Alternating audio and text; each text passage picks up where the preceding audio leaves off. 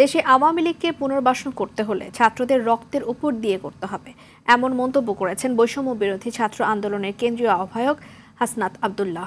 দুপুরে কুমিল্লার দেবিদ্বার পৌর মিলনায়তনে আলিয়া ও কওমি মাদ্রাসার শিক্ষক কর্মচারীর সঙ্গে মতবিনিময় সভায় তিনি এই কথা বলেন। তিনি আরও বলেন, যারা ফ্যাসিস্ট দলটিকে পুনর্বাসনের তৎপরতা দেখাচ্ছেন তারা জাতীয় স্বার্থের সাথে বেইমানি করছেন। যারা ভোটের রাজনীতির জন্য আওয়ামী লীগকে পুনর্বাসিত করতে চাচ্ছেন তাদেরকে আওয়ামী লীগের 16 বছর কর্মকাণ্ড স্মরণ করতে হবে।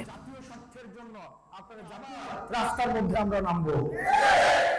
এই বাংলাদেশে হয় ফেসিবাদ থাকবে, না হয় আমরা থাকবো। এই বাংলাদেশে হয় আওয়ামী লীগ থাকবে, না হয় আমরা থাকবো। এই বাংলাদেশে যদি আওয়ামী লীগকে পুনর্বাসন করাইতে হয়, সেটা হচ্ছে আমাদের রক্তের উপর দিয়ে সেই পুনর্বাসন করাইতে হবে। যে আওয়ামী লীগ আসলে আমার সাথে ভোটগুলা চলে আসবে, যারা ভোটের জন্য